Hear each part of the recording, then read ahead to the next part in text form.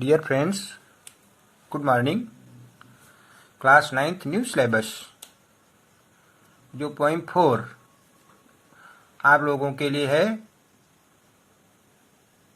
इस पाठ के पोइट का नाम है William Butler east. William Butler east का मतलब की सोच थी कि इनिसफ्री जा करके वहाँ के शांत वातावरण में रहना। तो अपने विचार को उन्होंने कविता के माध्यम से इसमें प्रदर्शित किया है, बताया है। उसी पोइम को आपने पढ़ा होगा, पहले देख लीजिए। आपकी 2-4 पंक्ति आपको बता देता हूँ, उसके बाद में फिर आगे आपको इस पार्ट के क्वेश्चन आंसर्स। पहला लिखा हुआ है, बुक आपके सामने है। I will arise and go now. मैं उठूंगा और जाऊंगा। एंड गो टू द एनिसफ्री, एनिसफ्री को जाऊंगा। And A small cabin build their, और मैं वहां पर एक छोटा सा केबिन बनाऊंगा। Of clay and waters made, जो मिट्टी और घास फूस लकड़ियों की टहनियों से बना हुआ होगा। 9 bean rows will I have there, वहां पर मैं 9 सेम की कतारें बोऊंगा। A hive for the honey bee, वहां पर मैं मधुमक्खियों के लिए एक छत्ते का, जो मधुमक्खी जो छत्ता लगाएगी, उस छत्ते में मधुमक्खियों के भिनभिनाहट की आवाज गूंज रही होगी। And live alone in the be loud glad, और मैं वहां पर अकेले उस खुले स्थान में, मैं मधुमक्खियों के गूंजते हुए स्थान में निवास करूंगा। कहने का मतलब है, इस प्रकार का ये आपकी पोइम है। पूरी पोइम आपने पढ़ा भी होगा, और मैंने आपको इस 4 पंक्तियां पढ़ाई। इसी पोइम के आधार पर मैं आज आपको जो क्वेश्चन आंसर इस बार परीक्षा में पूछे जाने हैं, वो क्वेश्चन आंसर दे रहा हूं, जिनको आप समझिए। आपका ध्यान पहुंच गया होगा अपने क्वेश्चन की ओर को। पहला क्वेश्चन आपका है, सबसे पहले देख लीजिए, लाइन लिखी हुई है। लाइन है, what kind of place is Innisfree. What kind of place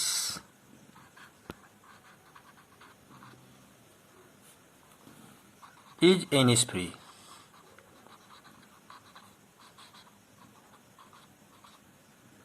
Innisfree किस प्रकार का स्थान है?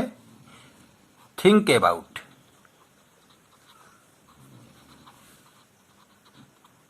विचार करो। अब आपका जो इस लाइन के आधार पर इसमें क्वेश्चंस दिए गए हैं, जिसमें से पहला क्वेश्चन आपका बनता है, और वो क्वेश्चन लिखा हुआ है, the 3 things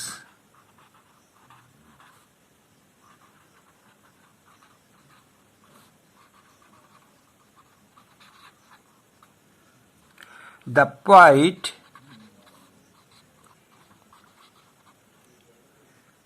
want to go,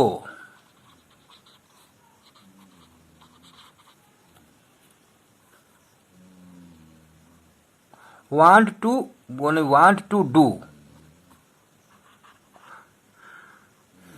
when he goes back there, when he goes back there।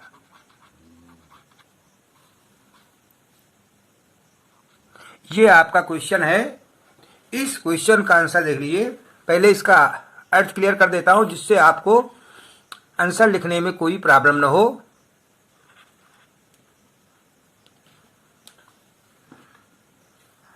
What kind 3 things the poet wants to do, वह तीन कौन सी बातें हैं जिन्हें कवि करना चाहता है।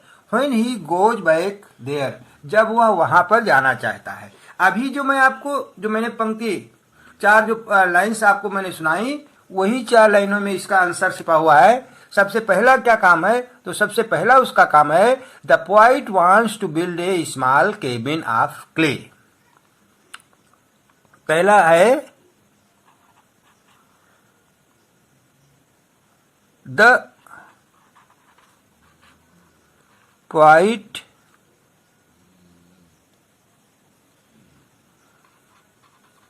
wants to build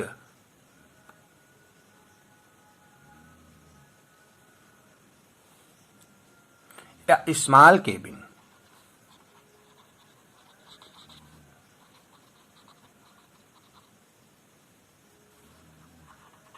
of clay। पहली बात है। दूसरी इसी का इसमें चूंकि 3 बातें कहता है, इसलिए आपकी जो सेकेंड बी में वो बात उसकी है, वो आती है कि वह सीम के 9 कतार लगाना चाहता है। ही wants to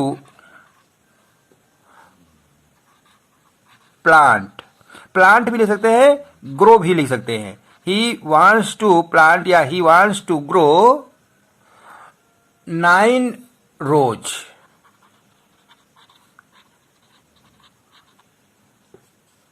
of beans there। वह वहां सेम की 9 कतारें बोना चाहता है। C part, he wants to keep honey bees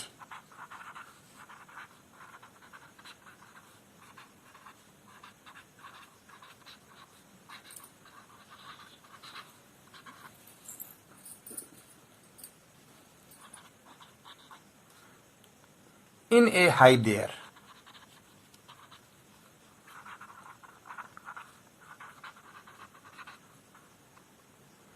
बिल्कुल इसका जो आंसर है वो लॉन्ग टाइप में इसका आंसर है। एक बार फिर से इसको पूरे का आंसर क्लियर कर लेता हूं। The poet wants to build a small cabin of clay. कभी मिट्टी का एक छोटा सा कमरा बनाना चाहता है। He wants to plant 9 rows of beans there. वो वहां पर सेम की 9 पंक्तियां लगाना चाहता है। He wants to keep honey bees in A hive there. वह वहां एक मधुमक्खी के छत्ते में हनी बीज मधुमक्खियों को रखना चाहता है। ये आपका क्वेश्चन है। अगला क्वेश्चन आप पुनः देख लीजिए। Next question,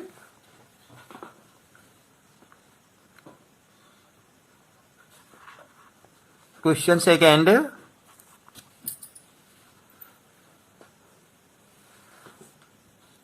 what he hears and sees. Question है what he hears and sees. वह क्या सुनता है और क्या देखता है। What he hears and sees there and its effect on him and its effect on him। और उस पर इन चीजों का क्या प्रभाव पड़ता है। देखिए इस क्वेश्चन के आगे लिखा हुआ है स्टैंजा सेकेंड। तो इसके लिए आपको पहले सेकेंड स्टैंजा का स्टडी करना पड़ेगा, तब आप क्लियर कर पाएंगे। देखिए सेकेंड स्टैंजा आपका क्या कहता है। आपके सामने पुनः बुक है। And I shall have some place there peace there for peace comes dropping slow. और मुझे वहां पर कुछ शांति मिलेगी क्योंकि शांति धीरे धीरे टपकती है। ड्रॉप मीन्स टपकना, स्लो मीन्स धीरे धीरे। Dropping from the veils of the morning to where the cricket sings. और ये जो टपकना होता है यह प्रभात के पर्दों से होता है जहां पर क्रिकेट मीन्स झींगुर, जहां पर झींगुर गीत गाते हैं। There midnight's all the glimmer. और जहां की अर्धरात्रि को मध्यम सा प्रकाश होता है। And Noon a purple glow. तथा जहां की दोपहर लाल और जामुनी रंग के समान तृप्त होती है। And evening full of linnet's wings. और जहां की सायंकाल के समय में पक्षियों के पंखों के द्वारा पूरा आसमान भर जाता है।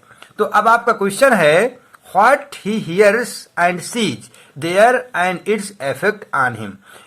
वह क्या सुनता है, क्या देखता है और उस पर उसका क्या प्रभाव पड़ता है। दो बातें हैं। तो इसमें पहले कहता है क्या सुनता है, तो यहां पर सीधे सीधे लिखा है he hears the cricket songs, cricket singing, वह झिंगुर का गीत सुनता है। और क्या देखता है, तो आपने अभी देखा, मैंने बताया he sees linnets flying in the sky in the evening. वह शाम के समय में लिनेट्स पक्षियों को उड़ता हुआ देखता है। यही आपका आंसर भी है। इस आंसर को आप लिख लीजिए।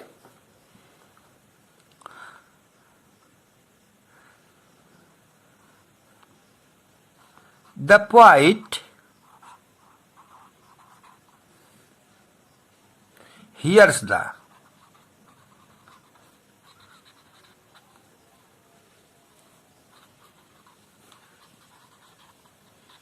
Crickets song.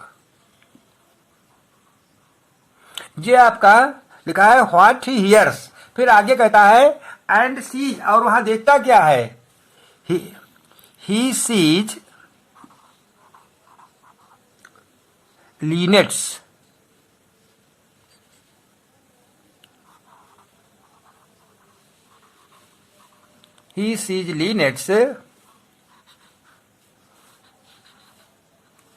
flying in the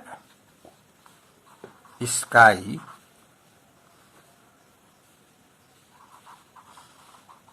during evening। शाम के दरमियान, शाम के समय में वह लिनेट्स पक्षियों को उड़ता हुआ, आसमान में उड़ता हुआ देखता है। ये आपका क्वेश्चन है। और इसके बाद में इसी का question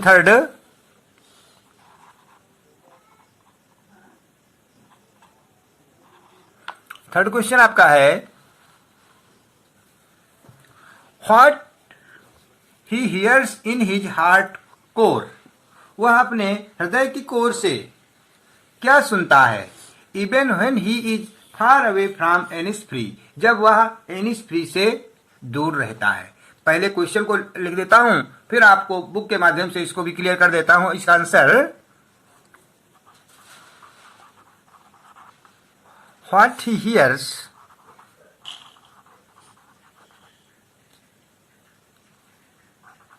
in his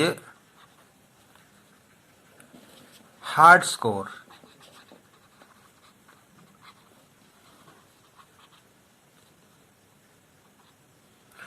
even when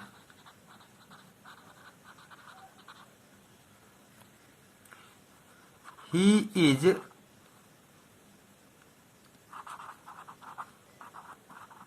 far away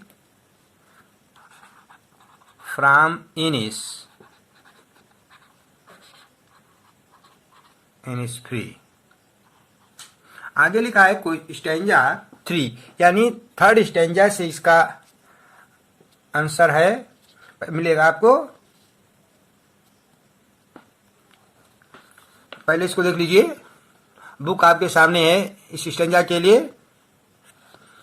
I will arise and go now, मैं अब खड़ा होता हूं, उठता हूं, एंड गो नाउ, और जाता हूं, far away night and far always night and days, क्योंकि हमेशा दिन रात, मैं हमेशा दिन रात खड़े होकर के, दिन रात में होता क्या है, आगे लिखा है I hear the lake water lapping with low sounds by the shore, क्योंकि मैं वहां पर झील के किनारे की पानी की हल्की हल्की आवाज, कलकल की आवाज को मैं सुनता हूं। लैपिंग मीन्स होता है कलकल की आवाज का होना।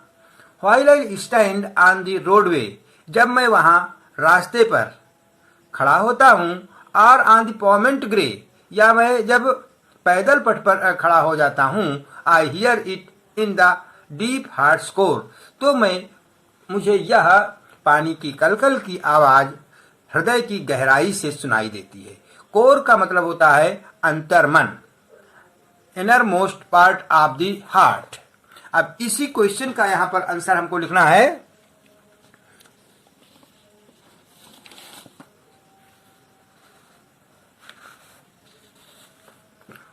आंसर लिख लीजिए।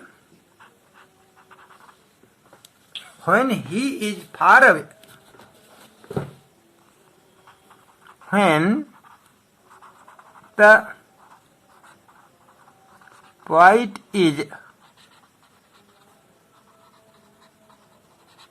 far away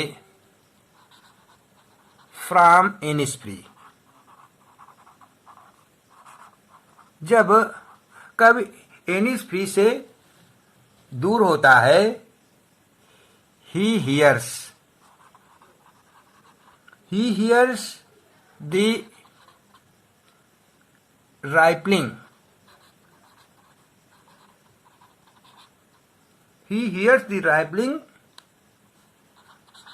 of waves of the lake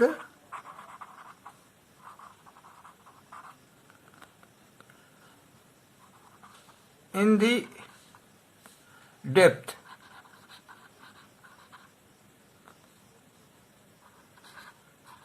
of his heart.